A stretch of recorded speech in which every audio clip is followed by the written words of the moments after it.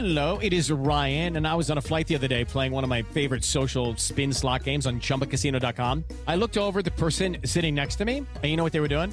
They were also playing Chumba Casino. Coincidence? I think not. Everybody's loving having fun with it. Chumba Casino is home to hundreds of casino-style games that you can play for free anytime, anywhere, even at 30,000 feet. So sign up now at ChumbaCasino.com to claim your free welcome bonus. That's ChumbaCasino.com and live the Chumba life. No purchase necessary. VGW. Void where prohibited by law. See terms and conditions. 18+. The Mystery Theater presents...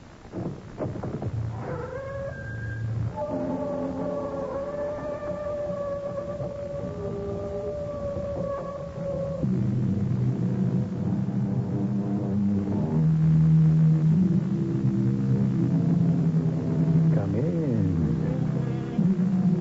Welcome. I'm E.G. Marshall. It was the ancient Greeks who believed that man's life is a thread, and it passed through the hands of three goddesses who were called the Fates. The thread, spun by Polo, the design was determined by Lachesis, and then there was Atropos, who waited with the terrible shears. And when she snipped the thread, for a good reason, or a bad reason, or no reason at all, that was the end. Forever. And therefore, everyone who takes another's life also takes upon himself the mission of Atropos. And since, in a divine sense, she is the only one who is licensed to perform that duty, she may not take kindly to competition. Bear it in mind. Are you trying to bribe me? Of course. I have never been so insulted. You've never been so flattered. How important you've suddenly become. A mere girl like you can now control the destiny of thousands. Now, how much money do you want? There isn't enough money in the world. Oh, there is. We'll give you $1 million. But Take the million, my dear. Take it, or we'll have to kill you.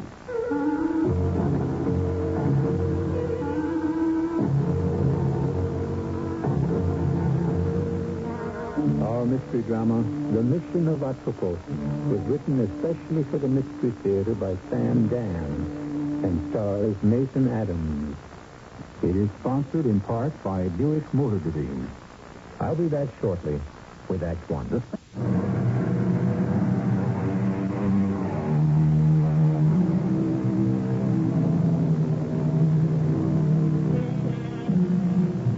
I swear by Apollo, physician, that I will fulfill, according to my ability and judgment, this oath and covenant.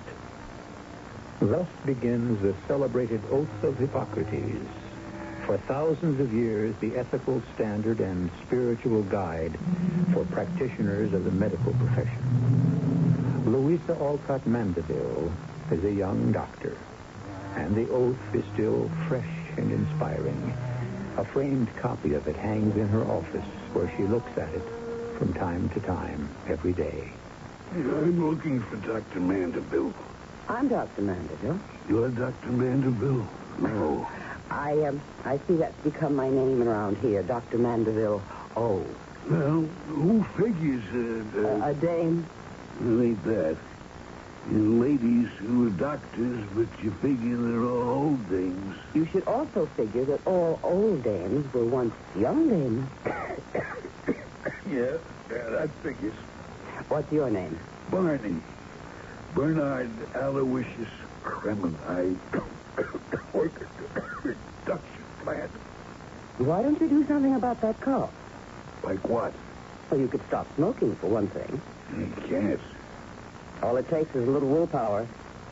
How can I stop when I never smoked in all my life? Caught you that time. Very good. Well, what's wrong? I don't know what's wrong. That's why I come to you. I don't like that cough. I don't like it either. How long have you had it? 6 weeks, couple of months, maybe. Mm-hmm. Is it painful? Well, I get a little wave. Wait.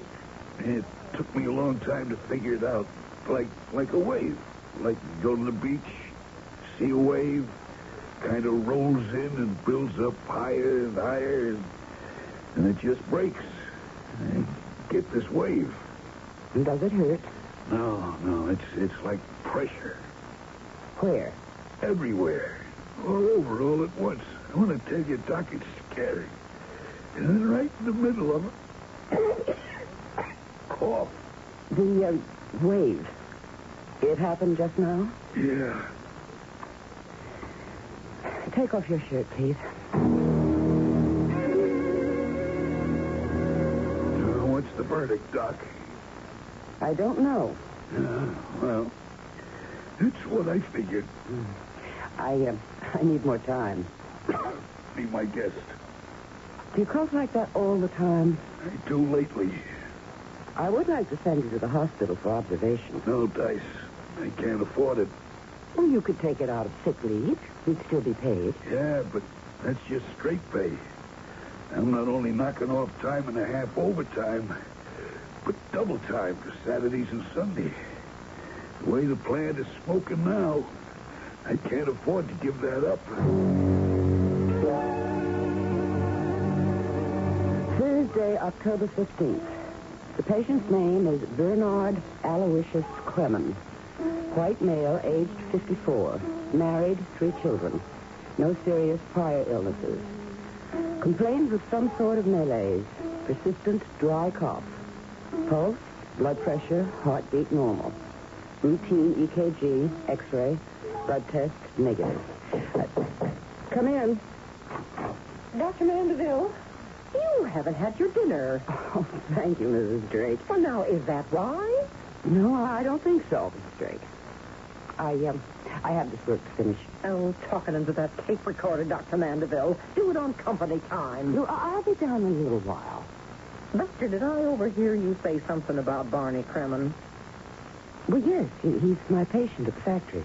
Was your patient, you mean? He died. You what? He died.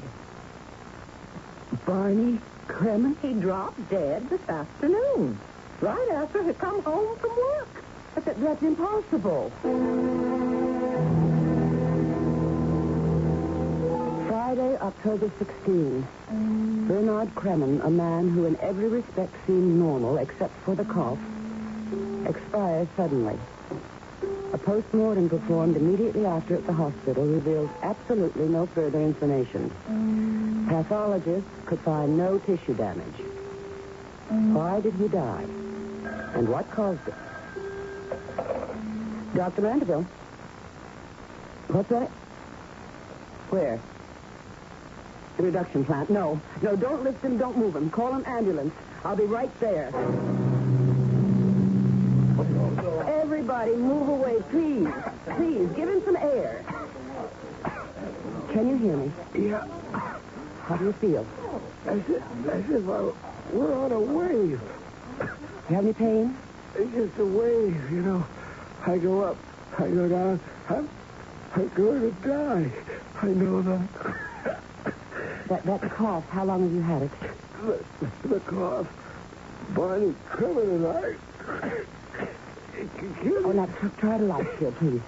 What continue? The KCV 447. The what? The KCV 447. I found that out. They're not supposed to use it. What is KCV 447? Don't let me die. Please don't let me die. I'm going to have to give you a shot. It won't hurt. KC 447. Remember? Saturday, October 17. Patient's name, Jack Edward Caddy. White male, age 25. Graduate student working his way through school. Unmarried. Displayed same signs, described same symptoms as Bernard Kremen, especially the cough. Became delirious, lapsed into coma en route to hospital, and died on arrival. Post-mortem performed. No indication of cause of death. Spoke of substance called KCV 447. Check on it. Is Sit down, Doctor. Well, how's the job coming? Mr. Spaulding, I wanted to... I must say that the board of directors didn't take kindly to the idea of a woman doctor for plant physician. Stodgy group. Mr. Spaulding, in the past week, 2 men have died in the reduction plant. Yes, I was informed. What was the cause of death? We're not sure. Not sure? Mr. Spaulding, what is KCV 447? KCV 447? It sounds like someone's license plate. Mr. Spaulding, this plant is filling a government contract. Oh, I hope you won't talk about that on the outside, Dr. Mandeville. It's top secret. Our current project is constructing motors for nuclear reactors. Now, Dr. Mandeville, really, you I'm sorry, sir. This is germane to the discussion. What sort of discussion are we having? As the plant physician, I have been issued a list of government prohibited materials. These are all hazardous substances which cannot be used since they constitute a danger to health and life. Violations will result in cancellation of contracts plus possible criminal prosecution. Doctor, what has all this to do with me? KCV 447 has been used and is being used in this plant. Dr. Mandeville, I can state categorically that is not true. And I say it is, Mr. Spaulding. Do you have evidence for such a serious charge? Yes. May I ask, what is that evidence? The evidence of my own eyes. I paid a visit to the supply warehouse, and I asked Mr. Marlowe, I believe, if we had any KCV 447. And he said he wasn't supposed to give out any information like that. But when I identified myself as the plant doctor, he said in that case it must be okay. You have cartons of it. Well, Mr. Spaulding. The old fool. The labels were supposed to... Well, it seems I'm caught red-handed. The next move? 2 men are already dead. There's no way of telling how many more will die because you have used a prohibited substance. I shall report this to the authorities. Yes, that's one course of action. Another, you could forget about it. Forget about it? I could make it worth your while. Are you trying to bribe me? Of course. I have never been so insulted. Oh, we've never been so flattered. How important you've suddenly become. Here you are, a fledgling doctor, still in your 20s, and you hold the fate of a $200 million project in your delicate hands. Do you know what you're saying? Listen carefully. I'm saying life is short. Timing is exact. Experience is treacherous, and judgment is difficult. I offer you $1 million. There isn't enough money in the world. Yes, there is. All we have to do is negotiate and arrive at the price. There is nothing you and I have to negotiate. But there is something you should negotiate with yourself. You have arrived at a crossroad in your life. That is not true. You can alter the course of your entire existence. I notice you drive an Isota Asmara, a very expensive sports car. It's a luxury I afford myself. Take a day or two. And do what? Think about it. I've already thought about it. KCV 447 is an exotic. There's absolutely no proof it's harmful. Then why is it on the prescribed list? My dear doctor, you know how vocal these do-gooders are.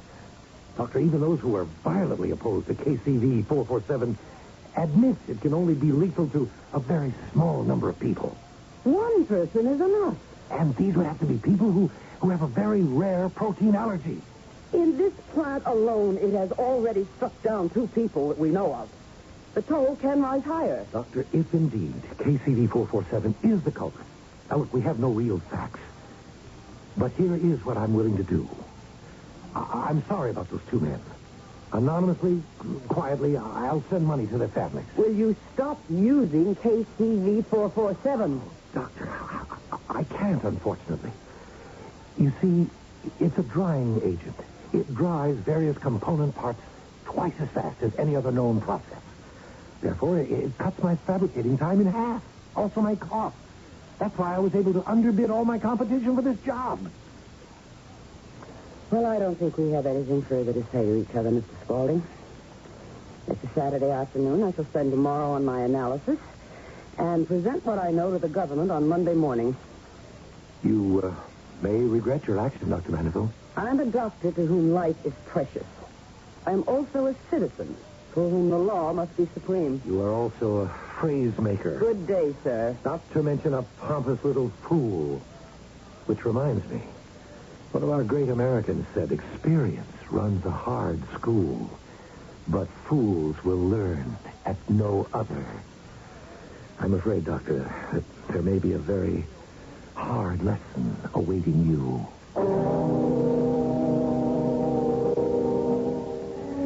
Smooth as satin, sweet as honey. That's how Fred Spaulding comes on. But do you suspect an iron fist inside that velvet glove? You could be right. Dr. Mandeville has decided to take action on Monday morning.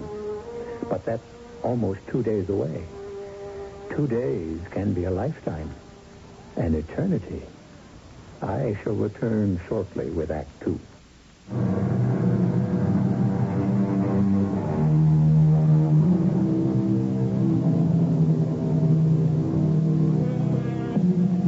Well, our first act ended with a young lady doctor who had some damaging evidence that could destroy the fortunes of a powerful industrialist.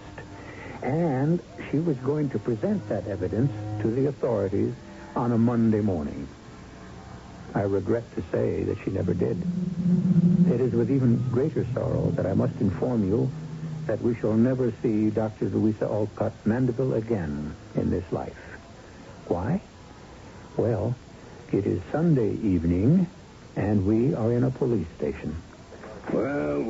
What are you doing here, Richard Harding Davis? Richard Harding Davis. That sure dates you, Lieutenant Carey. How about Floyd Gibbons? Now, they were reporters. They died before punks like you were even born. I'm sorry. You're covering the station house tonight? Yes, sir, Lieutenant Carey. Alfred Alexander Marx Times Union at your service. Lieutenant Carey? Yeah. Uh-huh. Okay, let me write it all down. Victim's name? Yeah, make a car? Uh-huh. Right. Get the report in. Yeah. What was that? Nothing you're going to win the Pulitzer Prize for. Dame killed herself in an auto accident. Smashed into the concrete wall of an underpass. Kills herself and totals the car. One of those foreign jobs, and I saw her as Mara. You're kidding, and I saw that Mara. Huh. I drive one of those. And yours, so? I got it 15th hand. She wrecked an Isada? Hey, let's have the details. She must have been an heiress. You'll never guess, so I'll tell you. She was a doctor, company doctor at the Spaulding plant. About 30 years old, name of Louisa Alcott Mandeville. With that name, she must have been a real hatchet face. Now, don't try to make Grandpa Carey here think you're tough. Want more facts, you could pick up her bio from personnel at the factory. Can you imagine somebody totaling an Isada as Mara?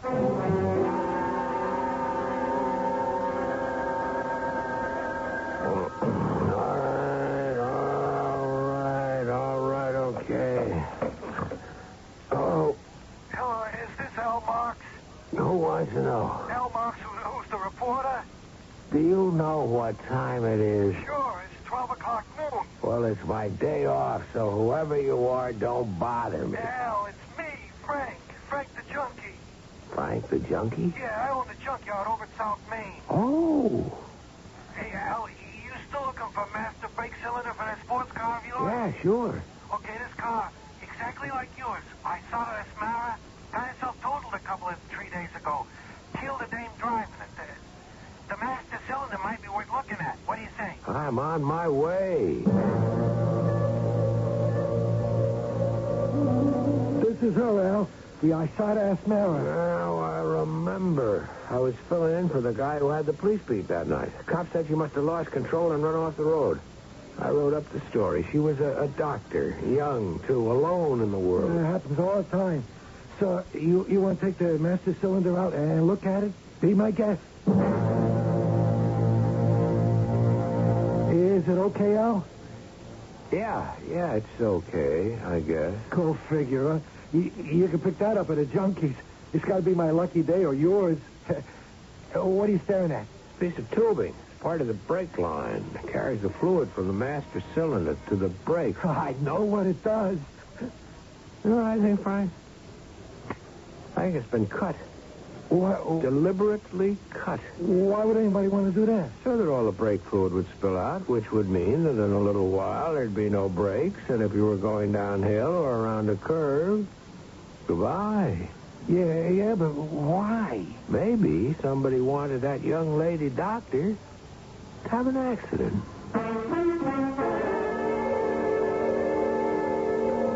What are you building, Al? This end of the line, Lieutenant. You see, it's been deliberately sawed through or cut through. Al, you wouldn't be out to create some news now, would you? What are you trying to say, Lieutenant Carey? Sunday night, what was the story worth? One paragraph buried somewhere in Monday's paper. But now, what if you could get a whole week out of it, huh?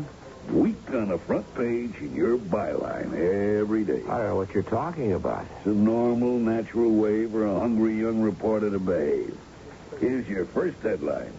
Foul play suspected in woman doctor's death. All I want is to determine if this brake line was deliberately cut, and if it was, this becomes just as much your business as mine. So, what do you want me to do? Send it to the police lab. Oh, the police lab. That's where the miracles happen. That's supposed to be the last word. Are you going to send it to the lab or not? Okay, I'll send it to the lab.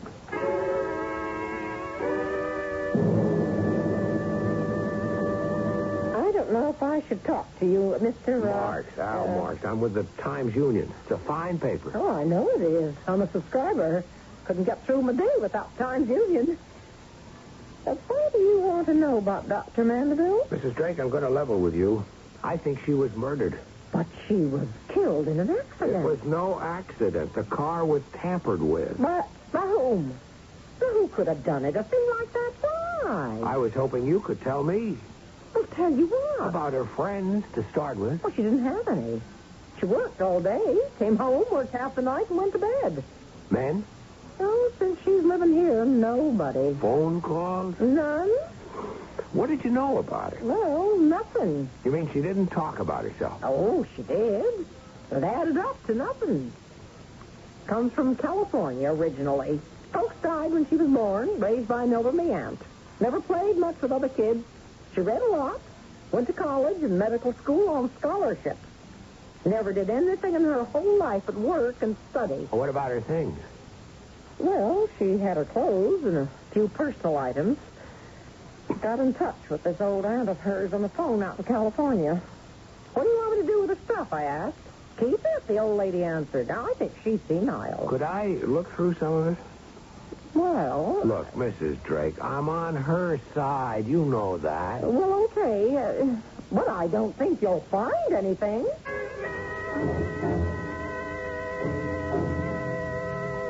Well, I told you, Mr. Marks. It'll be just slim pickings. This tape recorder. Oh, yeah, the tape recorder.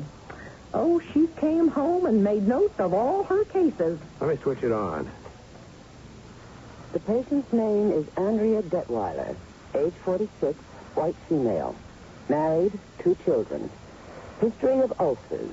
Yeah, see what this is. Oh, she's got a whole carton of tape here. You could spend days listening to all that stuff. Maybe I better do that. You mind if I borrow the recorder and all those tapes? Well, I don't know why I should object. Mrs. Drake, did she seem upset lately? Upset? No. Nervous? Apprehensive? Out of sorts? Well, I don't know what to say. She was, well, you see, last week, 2 of her patients at the factory died, you know? No, I didn't. Well, she took it kind of hard. Not that it was her fault, I guess. Tell me something. When she left the house Sunday evening, do you know where she was going? Oh, yes, she told me. Matter of fact, she said she was going to drive all night to get there in the morning. Get where? Washington. Why would she be going to Washington? Well, I think she said she was going to see some government people. Who? Oh, I don't know. Must have been important if she was going to drive all night. Well, yeah. When she walked out of here, she had the look of a person who meant business.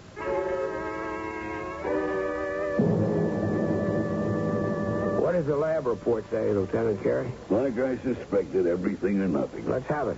Well, on the one hand, it could have been sawed through. You see? On the other, could have broken due to the high impact of the crash. I'm not sure. But it could have been sawed through. Oh, sure. And then again, it didn't have to. Look, she was headed for Washington, D.C. when she got killed. I spoke to the landlady. All right. All right, what? Isn't there anything you want to do about this? Do about what? A girl gets killed in a car The crash. car was tampered That's with. only an assumption. It's not enough for us. Yeah, well, it's enough for me.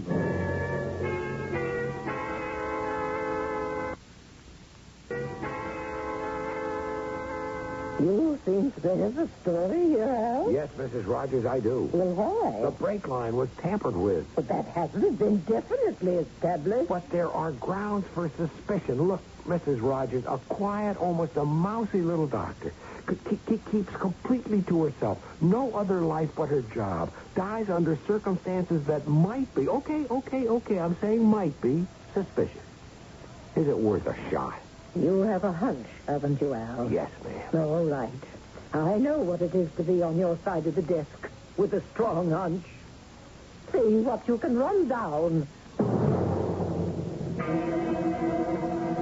Oh, yes, the Times Union. Your publisher, Mrs. Letitia Rogers, is a warm personal friend of mine. Mr. Spaulding, I want to talk to you about Dr. Louisa Alcott Mandeville. Oh, sad. Very sad. A tragic thing. What'd you know about her?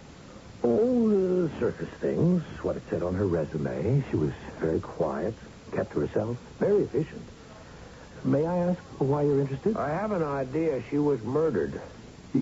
What? The car crashed, as I understand it. It could be established that the car might have been made to crash. Well, that's certainly a shocking thing to contemplate. I have an idea that the answer is here in this factory. Here? Why would you say that? Because she seemed to have no other interest, no other activity in life. Did you know she was headed for Washington when she was killed? No. How did you find that out? Our landlady told me. She was headed for Washington. She had told the landlady she was going to see some government people, and she seemed quite angry. Well, all of this is news to me. Did you know that 2 men died here last week? I was informed, yes. What did they die of? Well, that information would be available at the hospital. Weren't you interested in finding out? Well, I was, but no one seemed to know. Would the late Dr. Mandeville have known? I'm not sure I follow all this, Mr. Marks. A doctor employed in a factory that is working on a government project leaves home rather angrily one night and heads for some government bureau in Washington, evidently to report a violation. Oh, you seem to be drawing a long bow. And I think I'm on target, too. As a doctor, what would she be angry about? The death of those 2 men? Do you intend to print any of these mad speculations in the newspaper? There must be something wrong in this factory from the standpoint of health and safety. Hadn't you better establish that as a fact first? Oh, it's a fact, all right. I just don't know where the evidence is. But it exists. I'll find it. Mr. Marks, what I'm about to say is off the record, and you'll never be able to prove I said it. Who would believe you? Now, look, I'm at a crucial stage of a top priority project. I might also add that the security of our country depends on it, not to mention the jobs of 6,000 people in this fair city. Are you building up to what I think you are? Absolutely. Now, I simply cannot afford to have publicity and disruption and all kinds of inspectors messing about. So, how much do you want to stop being a nuisance? I can't be bought. Rhetoric. It's so important when you're young. I mean it. I intend to go full steam ahead. That's because you have so little experience in the ways of the world, Mr. Marks. Speaking of experience, was it Ben Franklin who said, experience keeps a hard school, but fools will learn at no other?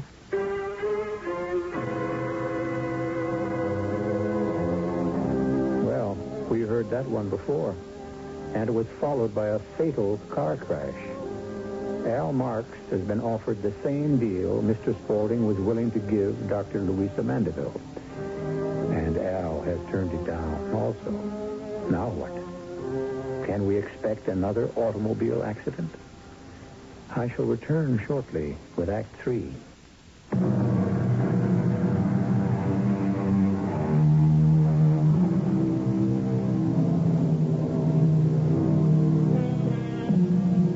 Truth, it is said, shall prevail in the end. How much better it would be if truth could prevail in the beginning. Could save so much trouble. And it might be much safer for those people who are determined to live with it. Who knows? Dr. Louisa Mandeville might still be alive today. Certainly life would be simpler for reporter Al Marks if he could get certain people to believe him. We've got him, Lieutenant Carey. Got who? Spaulding. For what? For the whole thing. He tried to bribe me. Now, Al, you can't prove that. In a court of law, no, but he did it. He offered me money to lay off. It would be your word against his. And whose word would you take, Lieutenant Carey? Look, he tried to bribe me. That means he killed her or had her killed. Naturally, he wouldn't work on her brakes with his own hands. But Al... You know I'm telling the truth. On what I say alone, I know there's no case, but it should be enough to start you guys off. What do you want me to do? The reverse. Usually the evidence leads you to the killer. This time the killer has to lead you to the evidence. Al, I need more. We're done, so the evidence is out there. Now it's your job to find it. How? Assign men to do it. I have to have a reason. I just can't put guys out. Lieutenant, it could be you're afraid to tangle with somebody the size of Spaulding. Now, don't try that psychology stuff on me. Wait a second. Lieutenant Carey. Who? Yeah, he's here. Huh? Okay, I'll tell him. That was your publisher's office. She wants to see you. All right. Don't sound good. What doesn't sound good? I think you're going to get some heat. What do you mean? You could be stepping on somebody's toes. Spaulding? What do you think? Then I'm right. You agree I'm right? Sure, you're right. For all the good it's going to do you.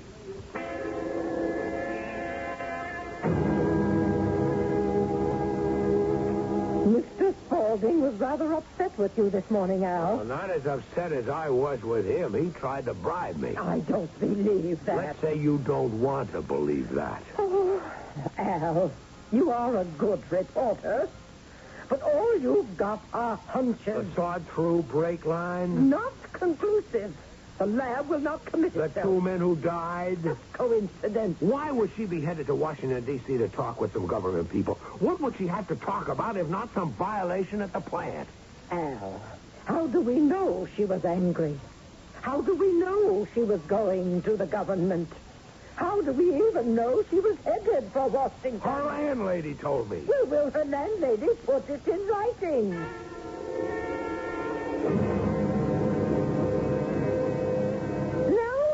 No, but Mrs. Drake. Look, I told you everything I know. Well, all I'm asking you to do is let me put it in writing. You said she went to Washington, D.C. I said she went to Washington. Didn't have to be D.C. Could have been Washington State. Why would she go there? Because she comes from there, the West Coast. You said she was going to meet some government people. You said she walked out of here like a person who meant business. I don't remember saying that. All right. How much did he offer you?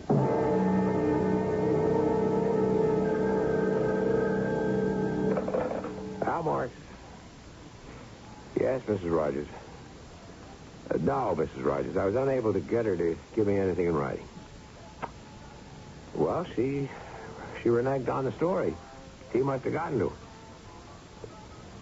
Yes, Mrs. Rogers. Yeah, I'll report to the managing editor for another assignment. But you and I know Spaulding's guilty. And if you can live with it, I wish you luck. What am I out to do? Get myself fired? Listen, kid, I believe that brake line was hacksawed. I believe he tried to bribe you. I believe he got to the landlady. Do you, I Lieutenant? tried to work on it. I had guys out trying to run down leads. And look, if he'd had the brakes tampered with, he'd have had to do it between Saturday afternoon and Sunday night when she was scheduled to leave. which means it had to be done in the darkness on Saturday night.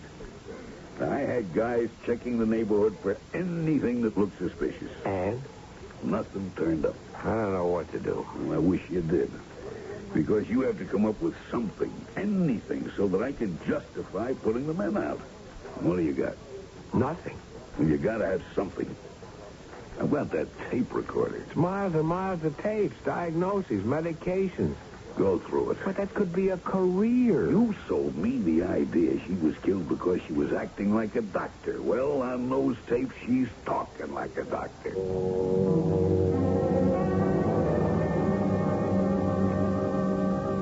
Displayed same signs, described same symptoms as Bernard Kremen. See tape, yesterday's date. Bernard Kremen. He had... Okay, I remember. Go ahead, Louisa. Especially the cough. Spoke of substance called KCV 447. Check it. KCV 447. KCV 447. KCV 447. A rapid-drying agent suspected of having lethal properties. Its use is prohibited. Attacks certain persons who have a specific protein allergy. Not much known. It causes death in 6 weeks. Only sign is a persistent dry cough and a rising and falling feeling of pressure. Yes, indeed. We've got him. We've got Mr. Spaulding. Oh, yes. No wonder he was willing to pay off.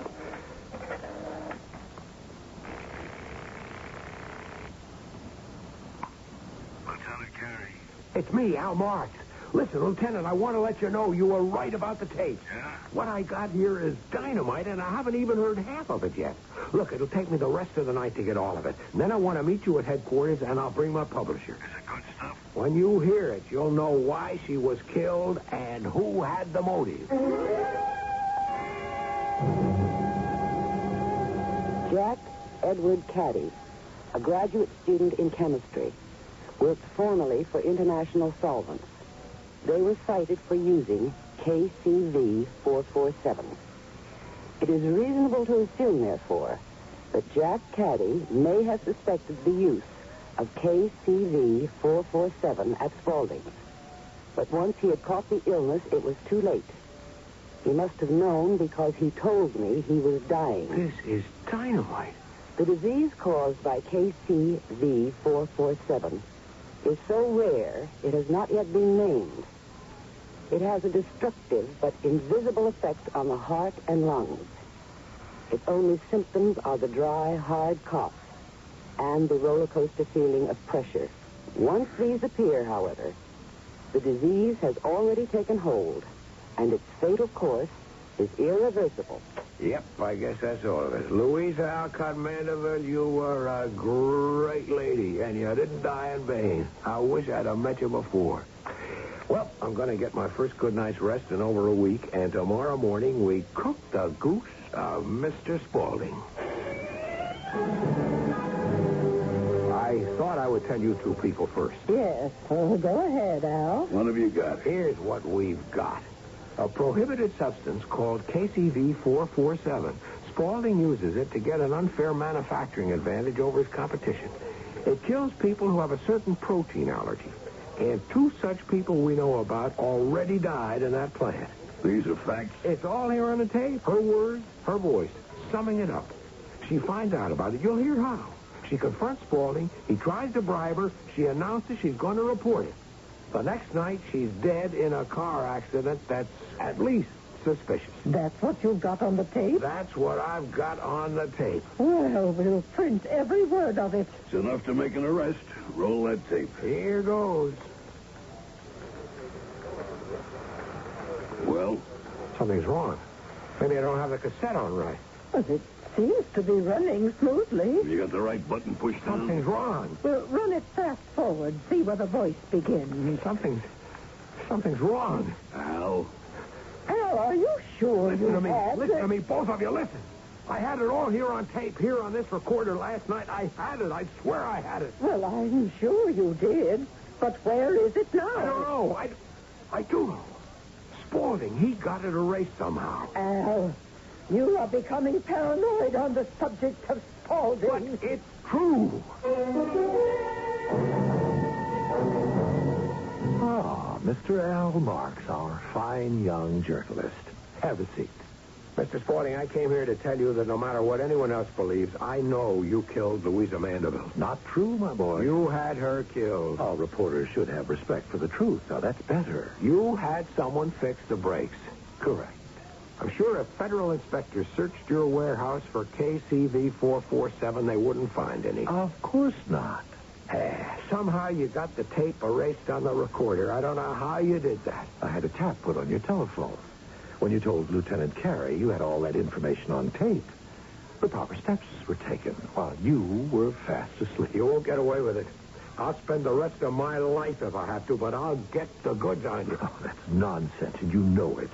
You know you can't get the goods on me because they no longer exist. Nobody gets away with murder. Oh, that's a slogan. If it makes you feel any better, believe it. People like me get away with murder all the time. It's our business. We know how to do it. You know a man like me cannot be brought down by a little man like you or a woman like Dr. Mandeville. I can't be brought down at all. And you know I'm telling the truth. Well, you're almost ready to burst into tears because I've completely demolished everything you wanted to believe about the law of compensation, the ultimate triumph of justice.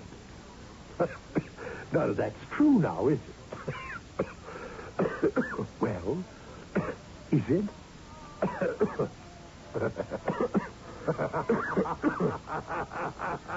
What are you laughing at? What's so funny? How long have you had that cough? What are you talking about? I shouldn't have laughed. It isn't funny. Why is it funny? What are you talking about? Maybe, just maybe, I'm talking about justice.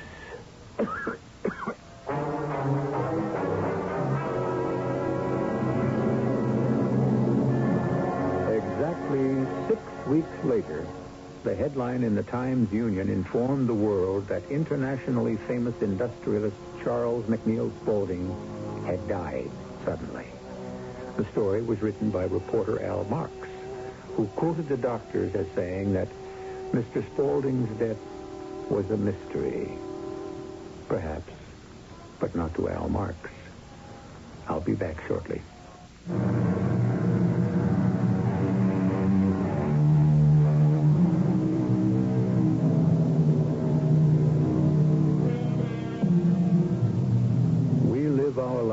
By the narrowest of tolerances, by the smallest of gauges. Little accidents, coincidences, chance encounters, sudden hunches. Any one of these can change a life, or even decimate the earth. The world is such a volatile, unpredictable, capricious, and giddy place. Can there possibly be a master plan behind it all? Our cast included Mason Adams, Joan Lovejoy, Jackson Beck, Joan Shea, and Robert Maxwell. The entire production was under the direction of Hyman Brown. And now, a preview of our next tale. What's the matter, Becky? I thought I heard Julie cry out. It's her back, I think. I gave her some of these pills, 2 of them. Is that all right? Yes, that's all you can do when these attacks come. Look at her. Look, she's... Yes, it's a very strong drug. Puts a person to sleep almost immediately. Oh. Quite frankly, I don't like her to have them so near at hand. I'm always afraid if the pain is too much, she might take an overdose. She seems rational enough, but she's not. Ever since Carrie's death, her mind wanders. All the wildest flights of fancy, feelings of persecution. I don't know. Now that you're here, I'm afraid my poor wife is stark, staring mad. This is E.G. Marshall inviting you to return to our Mystery Theater for another adventure in the macabre. Until next time, pleasant dreams.